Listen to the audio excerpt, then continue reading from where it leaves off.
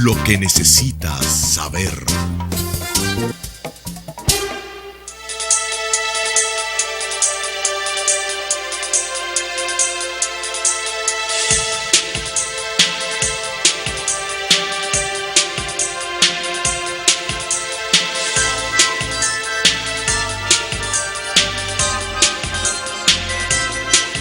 Muy buenas tardes, amigos y amigas de este su espacio Tiempos de Renovación.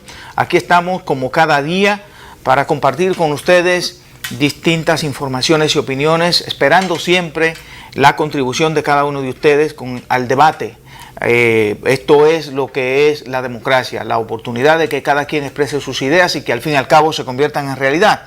Perfecto. Hoy contamos con Pantaleón María, hacía días que no nos veíamos. Sí. Estadísimo aquí. Estamos aquí nuevamente. Vamos con los hechos que ayer fueron noticias y que hoy son parte de la historia. Muchas gracias, Víctor Tineo. Y muy buenas tardes, amigos y amigas televidentes. Hoy es martes, 1 de marzo del año 2016. Faltan 305 días para que llegue el año 2017. Y en los hechos que ayer fueron noticias y hoy son partes de la historia, un día como hoy, en el año 1844, es creada la Junta Central Gubernativa, organismo colegiado de gobierno con carácter provisional tras ser proclamada la independencia dominicana. Esta junta la presidió Tomás Bobadilla. En 1878, el general Ignacio María González es juramentado en Santiago como nuevo presidente provisional de la República Dominicana en sustitución del presidente Buenaventura Báez. En 1914 fallece en París, Francia, a los 42 años de edad, el sacerdote, militar, político y 38º presidente dominicano, Carlos Morales Languasco. En 1962 son entregados al Ministerio de Relaciones Exteriores de Francia los documentos justificativos de la petición del gobierno dominicano para la extradición de Ramfis Trujillo, Luis José León Esteve y Gilberto Sánchez Rubirosa, pero estos nunca fueron extraditados. Vamos a ver si ahora es extraditado el que fue agarrado en Egipto. Tenemos que hablar un poco de eso. Vamos a hablar un poco de eso. Sí, o sea, aquella Francia nos permitió la extradición para acá. En 1993, el neurocirujano Cristóbal Payano penetra a una sucursal del Banco del Progreso en un intento de atraco, tomando varios rehenes y tras varias horas de intentos por hacerlo asistir, resultó muerto, al igual que una ejecutiva del banco. En 2007, el presidente de los Estados Unidos, George W. Bush, emite la proclama que dispone la implementación del Acuerdo de Libre Comercio con la República Dominicana y los países centroamericanos. Eso es para que los dominicanos solamente compren lo que vende Estados Unidos. Así es. Eso es libre comercio. No es lo que realmente se cree, sino lo que hay en la realidad. Siempre los intereses por van por encima de... No se puede comprar carne ni comer. Usted no puede pedir carne en un restaurante. Usted no puede pedir carne argentina, porque la carne argentina no se puede traer aquí. Producto del Tratado de Libre Comercio, hay que traer carne de Estados Unidos y de los países que están dentro del libre comercio. Aunque si tú la traes, porque también la pudiera traer, el asunto es que cuando tú traes la carne que viene desde Argentina, el precio se va a duplicar.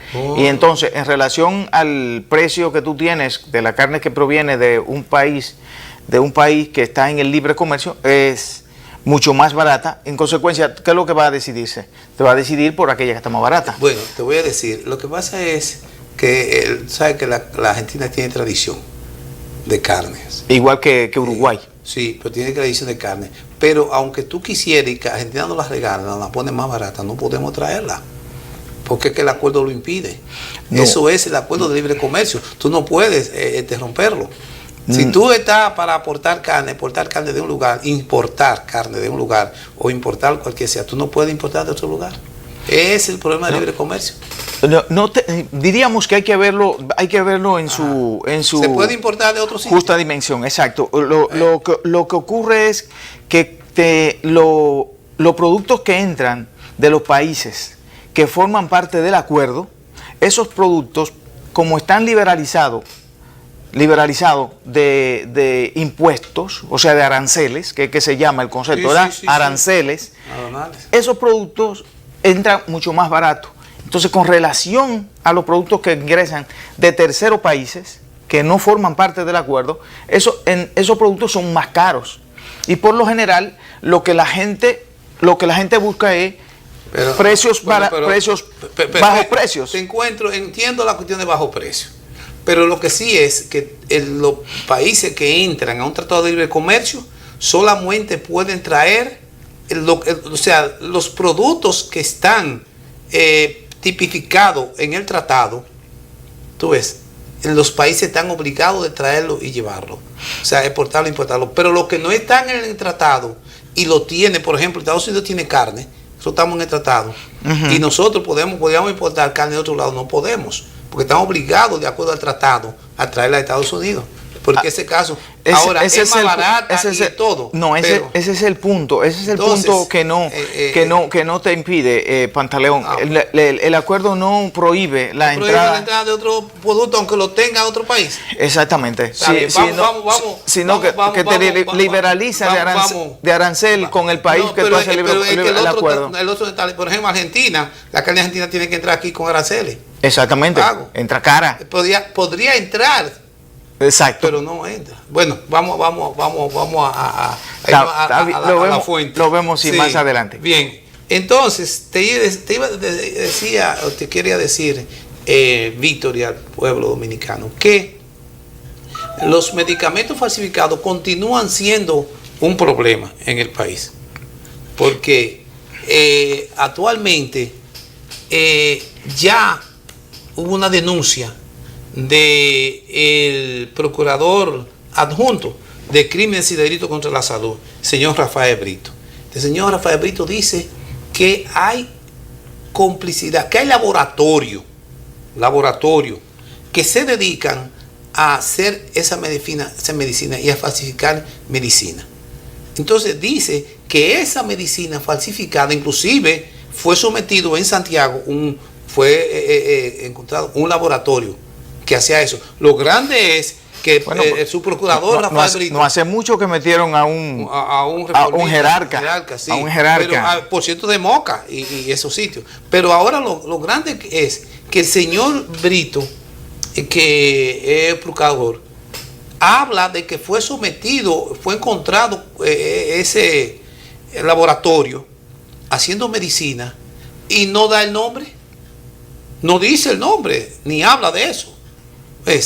Parece que también son personas de una categoría, pues si es una delincuencia, si cometió un crimen, lo más justo es que el pueblo lo sepa para que después también, además de la sanción de carácter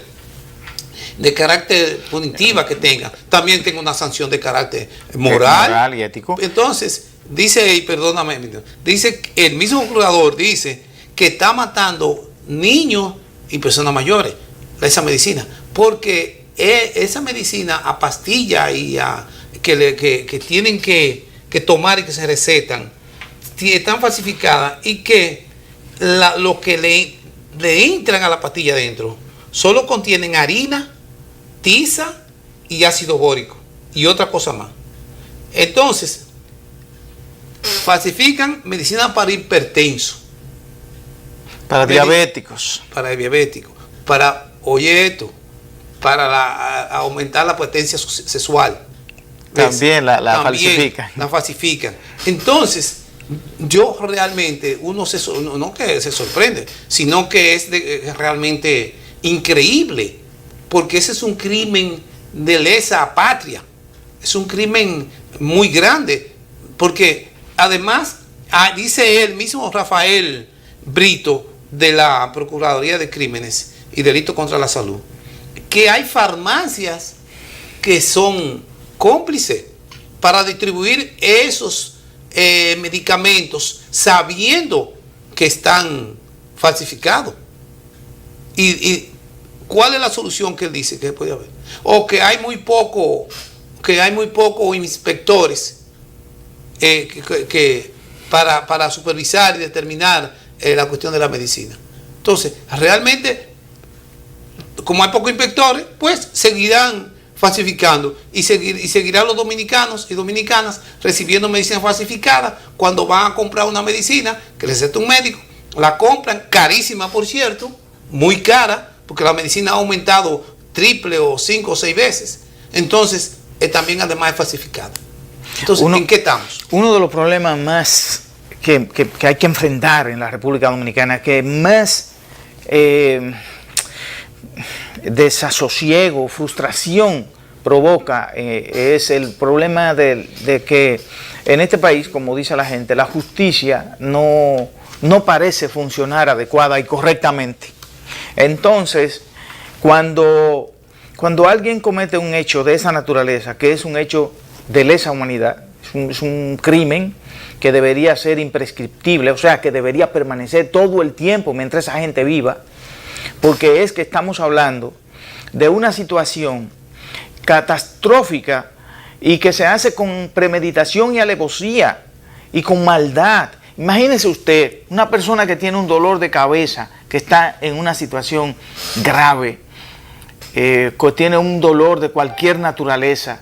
Aquí los medicamentos de cualquier tipo tienen el problema de que en muchas ocasiones lo falsifican. Imagínese usted lo que significa para una gente que va a la farmacia para buscar un medicamento para una necesidad tan extraordinaria como es las necesidades de salud, y encuentra que ese medicamento esté falsificado. Y que al final no lo sabe. No sabe nada. No. Entonces tú lo tomas para el asunto de la hipertensión, para poner el caso. Sí. En la noche te muere, en la madrugada. Sí. Y te moriste. Entonces se murió porque le dio un infarto al corazón. Sí, no, le dio un infarto al corazón porque realmente el medicamento que tomó no le causó la reacción que esperaba el médico que le causara. Que era por supuesto, le produjo todo lo contrario, que es aumentarlo. Porque imagínate si toma tiza. Imagínate que usted tome una pastilla de tiza. Es que produce o de ácido bórico o de harina para una cuestión que usted necesita de emergencia. Por ejemplo, el asunto de la diabetes, que te la dispara si está en 200 te la dispara a 500 cuando toma una cosa que es inadecuada. O sea que es definitivamente la muerte, y además hay gente que queda paralítico y todo esto, y eso lo tiene que asumir el Estado. Entonces, ¿qué es el punto clave aquí? El punto clave es que todos los dominicanos y dominicanas en una misma dirección, los partidos políticos, si es que existen todavía, que jueguen su rol, y el principio de justicia, que es fundamental en la democracia. Si no existe democracia. Sí. Si no hay justicia, no existe la democracia.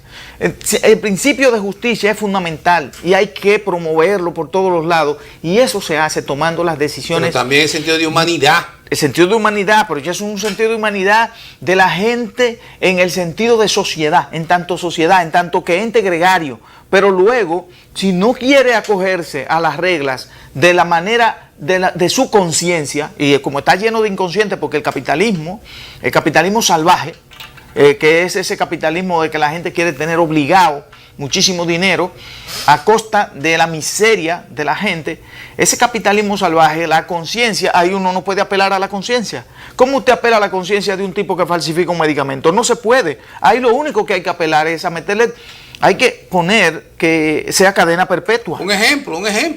Cadena perpetua y no negociar, que esos sean casos innegociables, como pasó con el señor que falsificaba los medicamentos, que hubo una negociación. No, en casos de esa naturaleza no se puede negociar. Simplemente usted cometió un error grave de lesa humanidad para el país, y usted no puede ya volver a estar en la sociedad. Hay que mandar señales fuertes, hay que mandar señales claras y definitivas para que aquí estas cosas no sigan ocurriendo y vuelva la confianza a ser parte del entramado social, que es fundamental en una sociedad donde no existe la confianza, donde no existe ese criterio de solidaridad y de armonía en la sociedad. Lo que existe es una situación de frustración y de desasosiego, y por eso a veces se generan estos niveles de... Mira, Víctor, fíjate, porque entonces en esto hay tanta ignorancia, tanta dificultad, y por eso es que existen los organismos del Estado. Por ejemplo, para la protección. Dime, tú vas y compras una medicina, pero tenemos laboratorios que son del Estado. Entonces, esto lo falsifican. Pero, ¿qué dice el señor Rafael Brito, que es el encargado de la justicia de eso?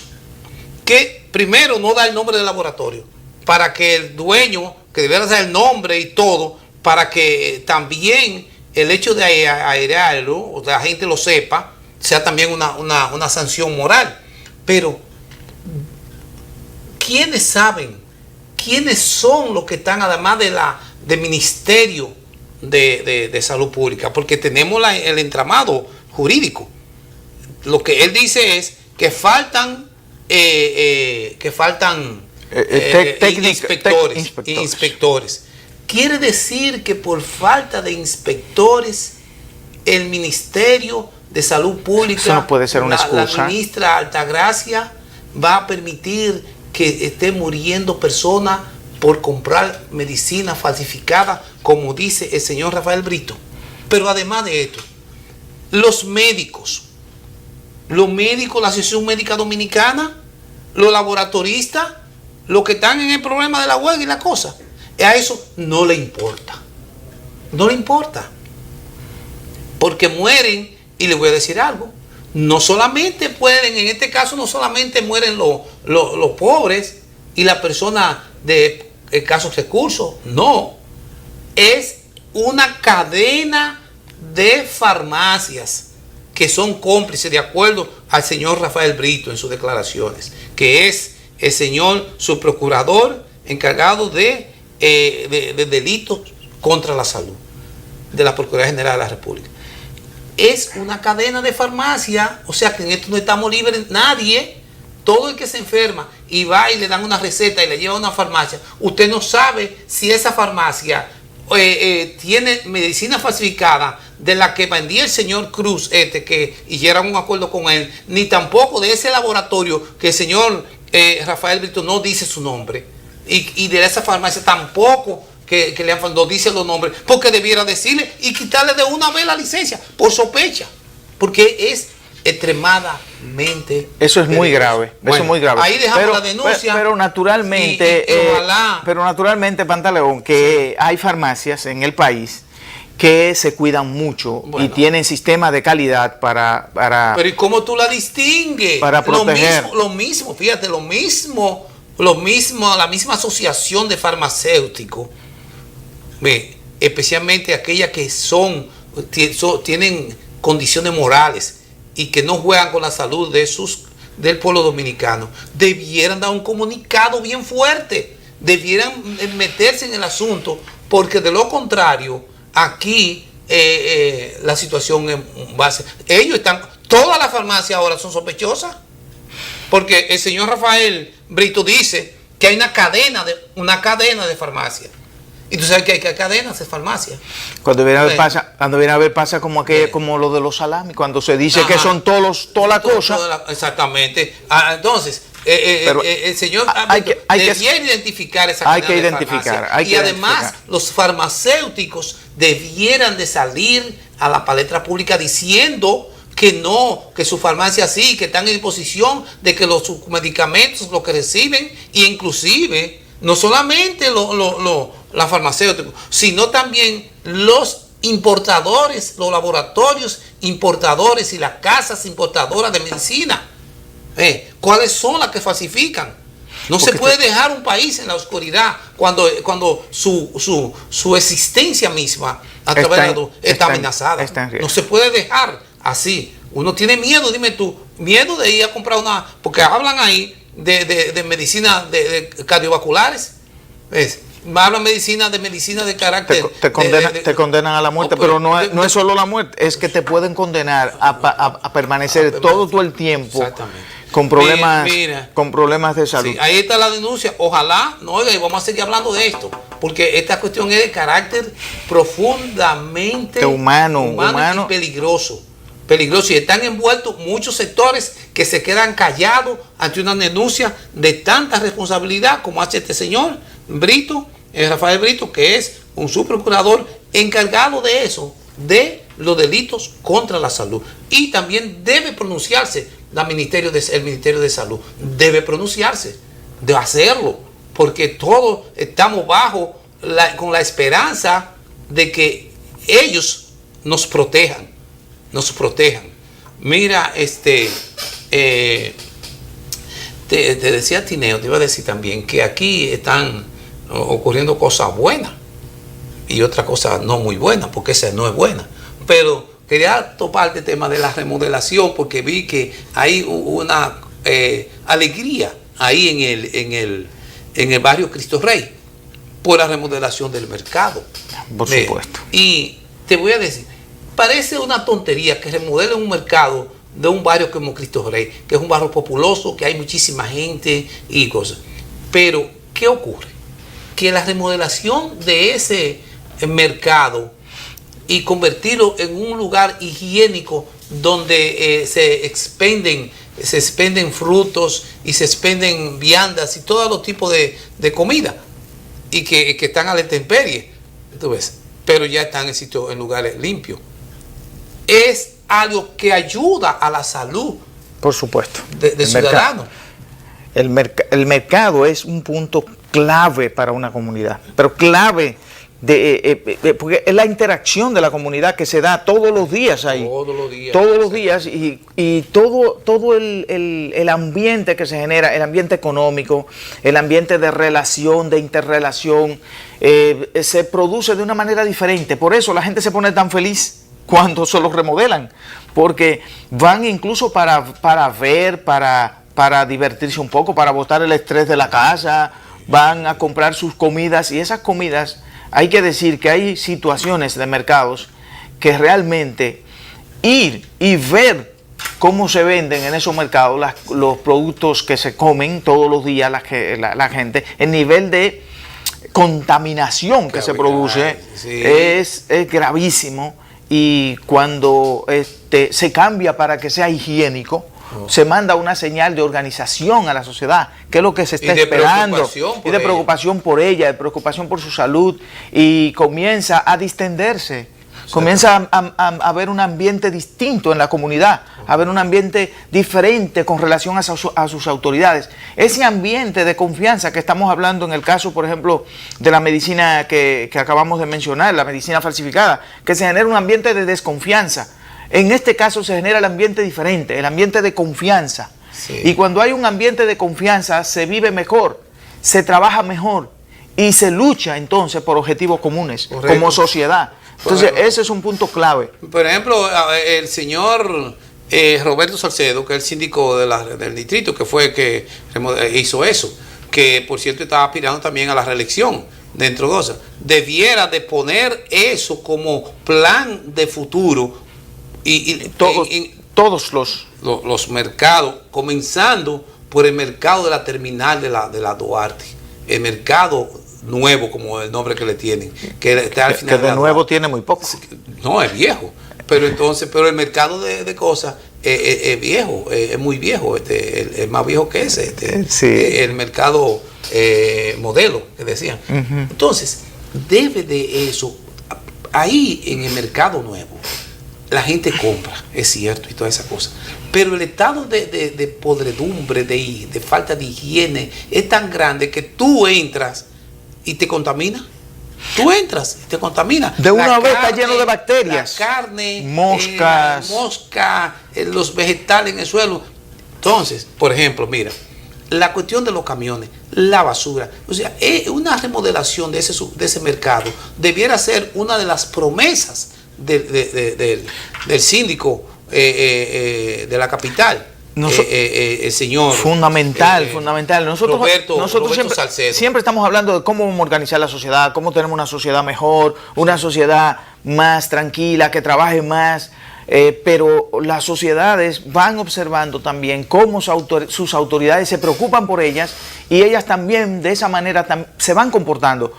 Nada más hay que poner el ejemplo del metro. Sí. Cuando los dominicanos y las dominicanas entramos al metro, cambiamos de actitud.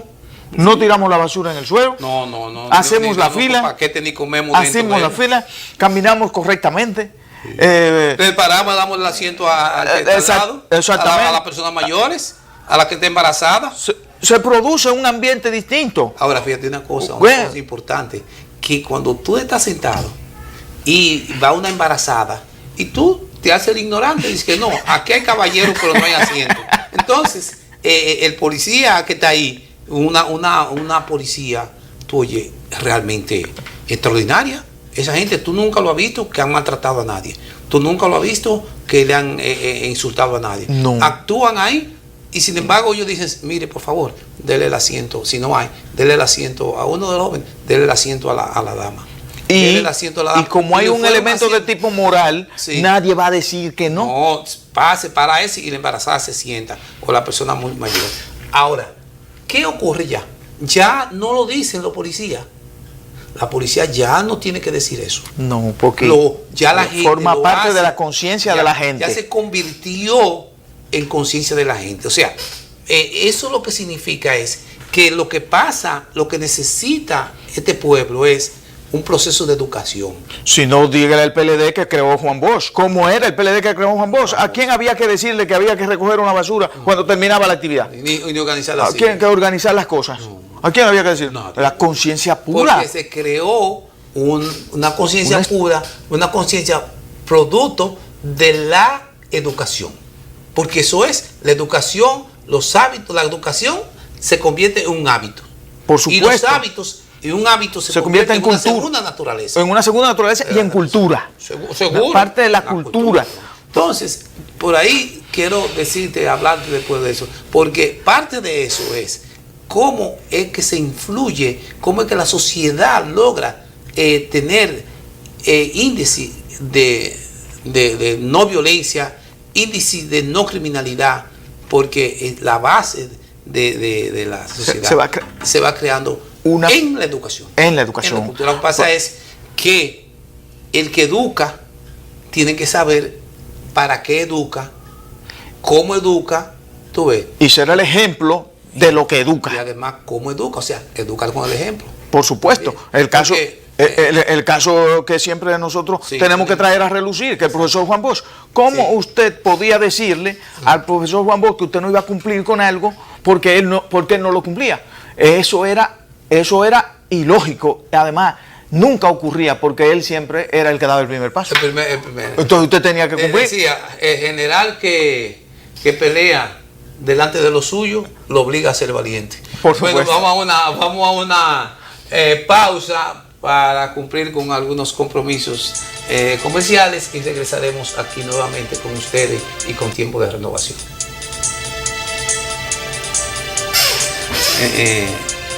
Realmente a mí Dominicana es más que casabe y mangú, más que arroz y habichuela. Es sabor, porque a todo lo que hacemos le ponemos sazón. Sí, esa alegría y picardía que todos llevamos dentro. Todo lo que se produce aquí sale del corazón, cosechado con tesón por gente tan noble como la tierra de esta isla bendecida por Dios. Dominicana es una cálida sonrisa que recorre el mundo contagiando de alegría a todo el que la recibe, con el sello que dice sin palabras, de Dominicana, con amor para el mundo. República Dominicana es fe, y tu fe mueve montañas.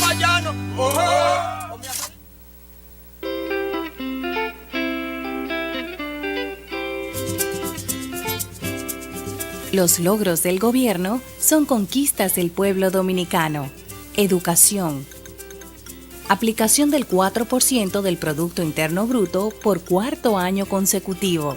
Gobierno invierte 65.917 pesos al año por cada estudiante. Se incrementó la jornada escolar a 8 horas diarias de clase. 827 escuelas inauguradas. 12.491 aulas en total. 1 millón de estudiantes ya están en jornada escolar extendida, con desayuno, comida y merienda. Los estudiantes reciben una alimentación nutritiva, rica en proteínas vegetales y cereales. 2 millones de raciones alimenticias diarias a través de 698 suplidores del Estado. 87.000 maestros han recibido cursos de formación docente y se han otorgado 3.000 becas a bachilleres. Aumento del salario a maestros de básica, media y maestros pensionados. En el 2015 fueron entregadas 8.220 computadoras portátiles y para el 2016 10.000 maestros más. 28 estancias infantiles entregadas en el 2015, 40 estancias más para el 2016. Logramos reducir el analfabetismo de un 14% a un 7%. En 2016, República Dominicana será declarada libre de analfabetismo.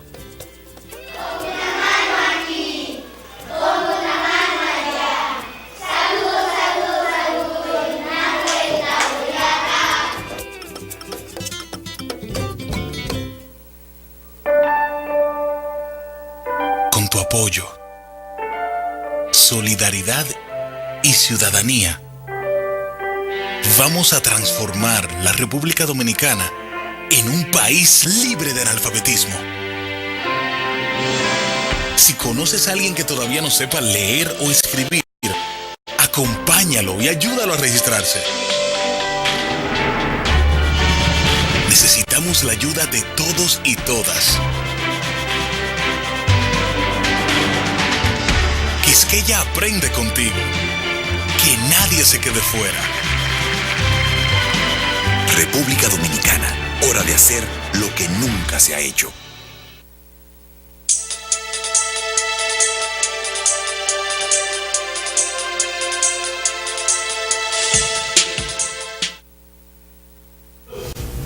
Continuamos aquí con su espacio Tiempos de Renovación y tenemos información inmediatamente, sí, porque este país está lleno de informaciones. Mira, ahora tenemos aquí en el país de visita. De visita no, contratado. Hay dos cosas que deberíamos tratar en el mismo asunto, porque pareciera que a los dominicanos se les sigue tratando como en aquellos tiempos, que con espejitos.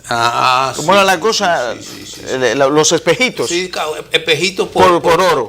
Por oro. Aquí hay algunas ideas que pareciera que dan resultado, por ejemplo, en una sociedad desarrollada, y creen que esas mismas ideas se pueden poner en práctica en otra sociedad y dando pero a cambio es un espejito a cambio de mucho dinero, mucha plata, y entonces habría que ver cuál sería el resultado.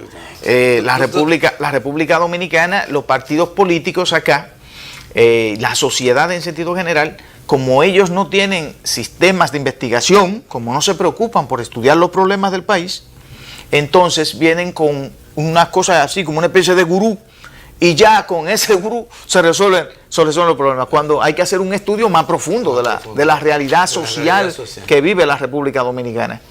Mira, tú te estás refiriendo seguramente al señor Rudolph Giuliani. Así es. Giuliani. Así es. Bien, el señor Giuliani es un abogado que fue fiscal en New York, y también fue gobernador, alcalde, lo que es aquí síndico. Alcalde de Nueva York. Durante del año 1994 hasta el 2001. Él puso en práctica allá un sistema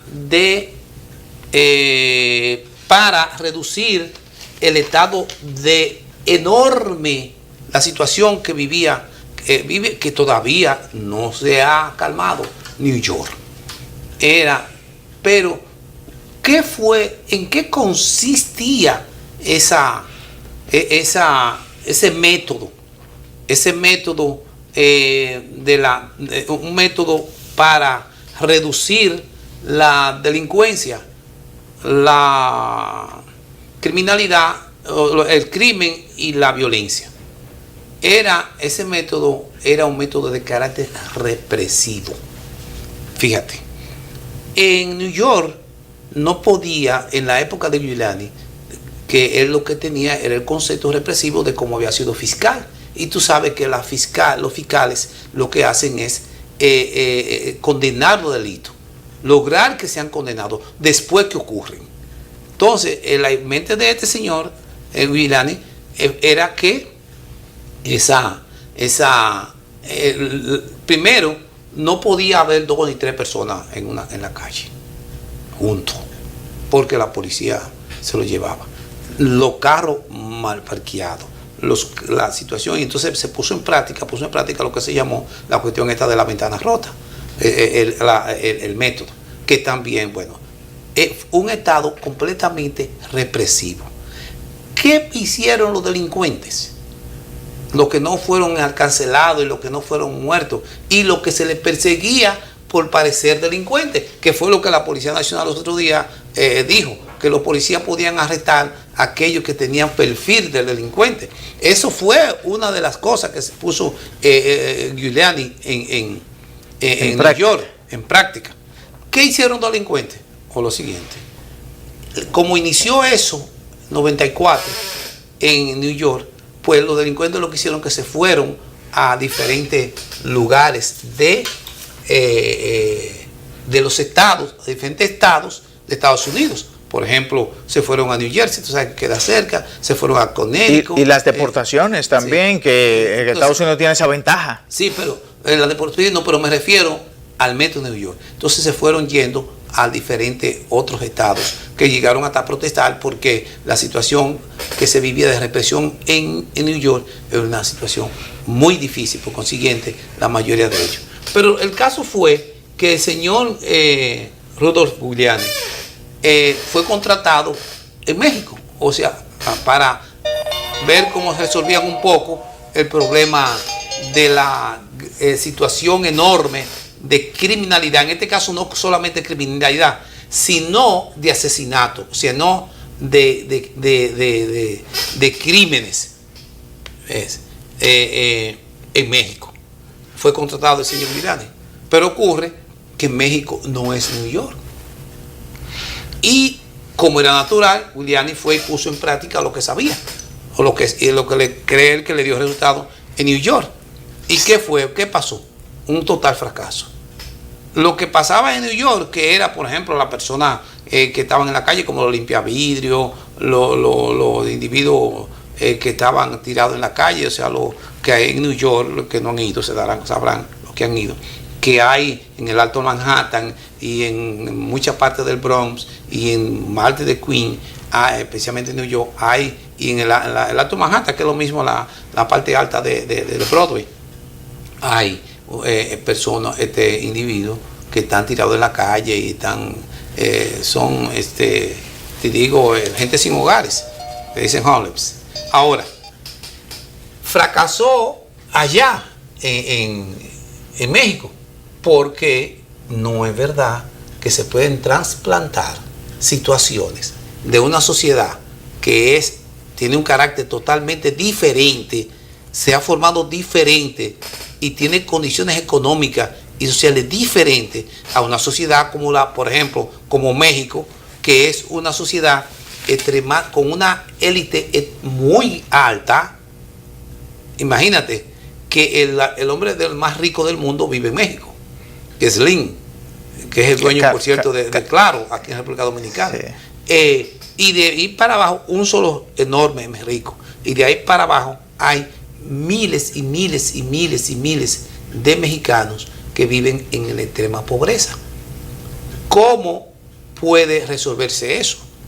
En República Dominicana, Giuliani no puede lograr prohibir, si pone su método en práctica, o sea, lo ponen a través, esto es, si sucede, todo lo que estoy hablando es una forma hipotética. Si es que el señor que lo contrató, el señor del PRM, que lo contrataron, si ellos creen que pueden hacer eso, si ganan, nosotros creemos que no va a ocurrir. No va a ocurrir porque Abinader no va a ser presidente de la República Dominicana. Entonces, lo que estamos hablando no es una especulación, pero lo que estamos hablando es porque, conociendo que eso no es así, una medida de esa característica, una persona que aspira a ser presidente, no la toma, porque lo que tiene que ver qué es lo que pasó, la actividad con relación a la seguridad humana no debe de ser politizada, no debe de ser llevada a que yo traigo este tipo que sabe, creo yo que sabe mucho, pero él no sabe que él sabe siquiera ni qué es lo que sabe, sino la persona que sí conocen de lo que este señor hizo. Pero además hay un punto. ¿Cuál es la queja de la sociedad dominicana en relación a sus instituciones democráticas? Sobre todo las instituciones de lo que tienen en sus manos la dirección del país, la dirección del Estado. ¿Cuál es lo que generalmente la gente dice? Bueno, esa gente que están dirigiendo los partidos no están bien formados, tienen problemas para dirigir el Estado, no están en condiciones de dirigir al Estado, porque la gente le va tomando el pulso. Seguro que le va sí. tomando el pulso, va diciendo, mira, este me parece que está débil. Y uno de los puntos que ha adolecido y que más se le ha cuestionado al candidato opositor es que es oso, como que es sin fuerza, como que no tiene un discurso acabado, definido sobre los problemas del país. O sea, que no ha estudiado bien la realidad social de la República Dominicana. Entonces, si a una persona que aspira a la presidencia de la República no logra concitar a nivel de su estructura como dirección política, a nivel de discusión de las universidades, a nivel de discusión de la sociedad civil, a nivel de discusión de las amas de casa, a nivel de discusión en asambleas, para conocer cómo es que la gente cree que se debe resolver los problemas de un país. Si 10 millones de dominicanos no puede concitar usted una parte de esos dominicanos para elaborar un plan sobre un tema tan central y tan sensible de la sociedad dominicana, y entonces usted va a tener que traer asesores también para dirigir el Ministerio de Educación, usted va a tener que traer asesores para dirigir el Ministerio de Salud, todo. Porque usted no está haciendo un estudio acabado. Uno de los puntos es que no tiene un plan sobre nada, porque sí, solo se ha centrado, él viene para hacer un solo se ha centrado su discurso en cuestionar las cosas que viene haciendo el gobierno. No es que es un plan para cambiar lo que se viene haciendo para que sea doblemente mejor. O sea, esto se está haciendo de esta manera, pero nosotros lo vamos a hacer de esta manera, 50 veces mejor que como se viene haciendo. No, es que todo lo que se ha hecho es malo. Es malo, pero dime, yo como dominicano hace rato que tengo el diagnóstico de muchísimas cosas. Sí. Ahora dime, ya el diagnóstico lo tenemos. Dime tú cómo lo vas a resolver. Bueno, pero ¿qué tú vas a hacer si tú vas a ser presidente? Ahora tú me vas a traer un importado. Tú vas a traer un importado para que me diga a mí lo que tenemos nosotros que hacer en la República Dominicana. Eso no ha dado resultado. Lo que puede hacerse es que desde su oficina tú le llevas los datos, porque el mundo de hoy es un mundo que está intercomunicado global. Tú le llevas los datos y le dices, ¿qué usted cree que se puede hacer aquí? Y se hace hasta de manera virtual. Y no tiene que traerlo a sustituirte, porque te voy a decir una cosa. Ha habido actividades donde han ido juntos y es él el líder. Habla. Pero lo grande, una cosa increíble. Sí, increíble. Pero lo grande de esto es lo siguiente, que, como se dice, se enseña siempre el refajo. Oye, cuando le queda corto el vestido o los pantalones le quedan cortos, tú enseñas las medias. Mírate. Que Giuliani sabe perfectamente a lo que vino aquí, que fue hacer política en contra del presidente de la República, o sea, del Estado, del presidente de la República, que es Danilo Medina, que además es candidato a la reelección. ¿Por qué? ¿Qué tiene que ver, qué tiene que hacer el señor Giuliani con relación a decir que no hay voluntad política en las altas esferas, que hay corrupción para controlar la corrupción? Entonces, porque la corrupción es el componente que detona la delincuencia. ¿Me entiendes? Discurso político. Entonces, ¿cuáles son esas altas esferas a las que se refiere el señor Giuliani? Se refiere a la presidencia de la República y a todos los ministros y ministras del gobierno. Las altas esferas. O sea, él está criticando al gobierno dominicano, pero no solamente lo está criticando porque no tiene voluntad política, sino le está llamando corrupto,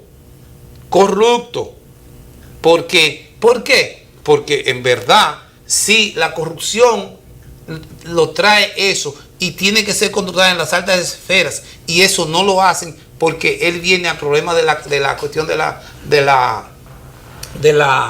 delincuencia o de la seguridad. Entonces, mira por dónde es que comienza. ¿Por qué él comienza por ahí? Porque primero él sabe que lo que él conoce, lo que él trató de aplicar y aplicó, no en Estados Unidos entero, sino porque todavía Alabama y todo esos estados siguieron con la misma condición. No fue solamente New York. El índice, la tasa de criminalidad especialmente continúa. Ahora, él sabe que no funciona lo que él conoce en República Dominicana como no se funciona en México. Entonces viene es que no pueden ser soluciones importadas. Si no, tomemos el caso, por ejemplo, de cómo han abandonado los Estados Unidos Puerto Rico, cómo lo tienen allá en una esquina y forma parte de los Estados Unidos, porque eso de Estado Libre Asociado, eso no existe. Eso es una ficción jurídica. En realidad, el sistema de seguridad hay que financiarlo. Y se financia, por ejemplo, Estados Unidos puede financiarlo, el tema de la seguridad nacional. Y ellos gastan dinero suficiente en eso. ¿Cuánto es el presupuesto de los Estados Unidos, por ejemplo, solamente en el tema de las Fuerzas Armadas? Y el sistema de defensa de los Estados Unidos. Billones de dólares. Billones. No se pueden contar. Una cosa impresionante. Eso tiene un costo altísimo para esa sociedad. La República Dominicana ha venido trabajando y lo viene haciendo bien, con muchas dificultades. Hay que mejorar, hay que hacer propuestas. Aquí hay propuestas buenísimas.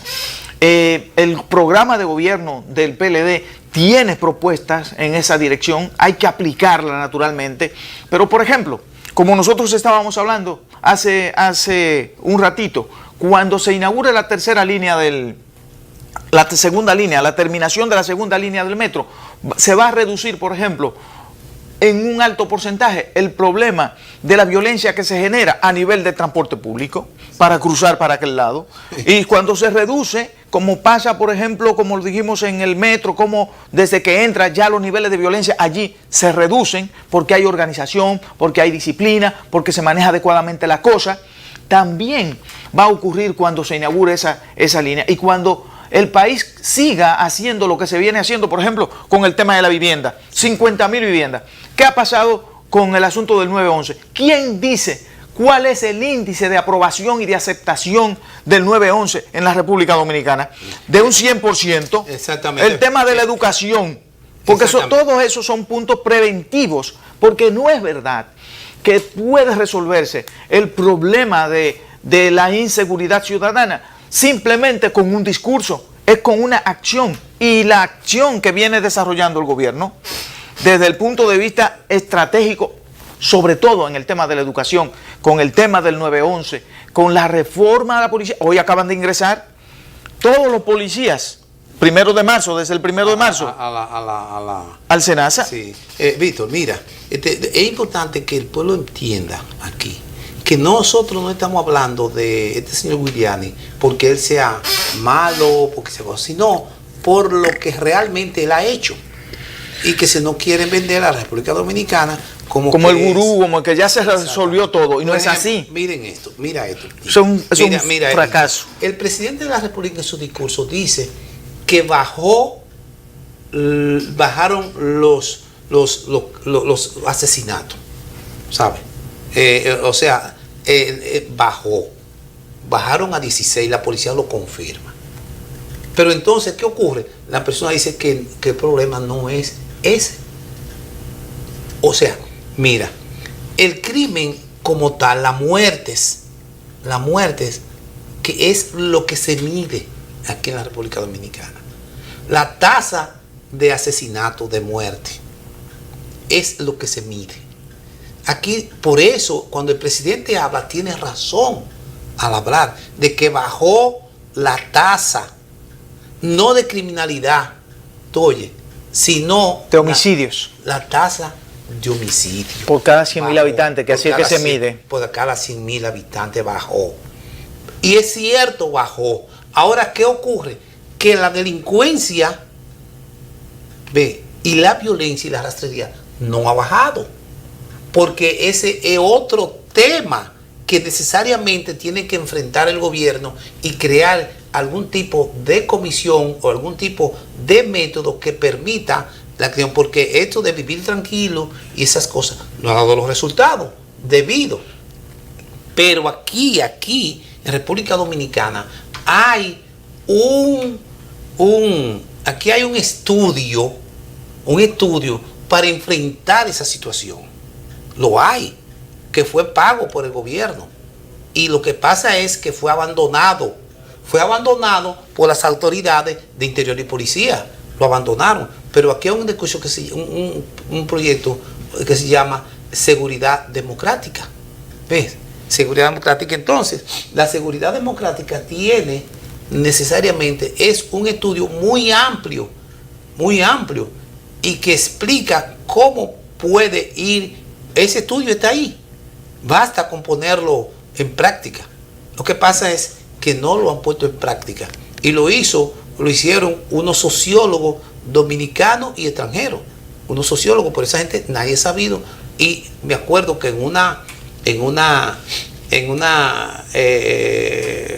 acto hecho en Capotillo, el presidente Leonel Fernández inauguró esa etapa de eso. Dio sus resultados. El mismo Capotillo llegó a tener de 27 o 32 el indicador, o sea, la tasa de criminalidad, no de criminalidad, sino de homicidio.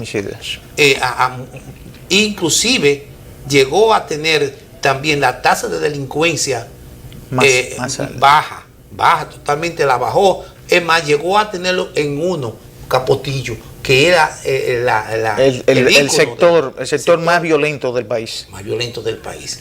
¿Qué pasa? ¿Por qué se ha abandonado ese programa? ¿Por qué? ¿Por qué no se puede y se cambió por lo que dicen esto de que ya vivir tranquilo? Si no tenían dominio de cómo hacer eso, ¿por qué entonces se pusieron a trabajar simplemente a cambiarle el nombre? Cambiar el nombre de Seguridad Democrática a Vivir Tranquilo, o de Barrio Seguro a Vivir Tranquilo. Eso no tiene que ver el nombre. La cuestión es la efectividad. ¿Qué había que hacer? Es darle continuidad, como da el Estado continuidad. ¿Dónde era que estaban los problemas de eso? Mira, ¿por qué se desacreditan esos tipos ese tipo de método, ese tipo de programa? ¿Quién los acreditó? Y si vio la prensa y todo eso. Porque aquí, a medida de que hay más delincuencia, aumenta la seguridad civil, la seguridad privada aumenta. Aquí hay miles de negocios. Es un negocio. Es un negocio redondo. Porque ellos pagan 7,000 pesos o 10,000 pesos mensual a un guardián, a un watchman, como le dicen, y cobran 15 y 20 mil por ese guardián, la compañía. Un negocio redondo. Aquí hay que ver que a medida que aumenta la delincuencia, sobre todo la delincuencia, no los homicidios, cuando aumenta la delincuencia, aumenta también en esa misma proporción o mayor la compañía privada de seguridad, que parte también de lo que es es un tema profundo, es un tema difícil, es un tema que amerita el estudio de toda la sociedad. Y que todos tenemos que participar, porque el tema de la seguridad es transversal y va vinculado a todo el Estado en su conjunto. Bien. Así que hasta mañana. Muchas gracias por su atención y será hasta mañana.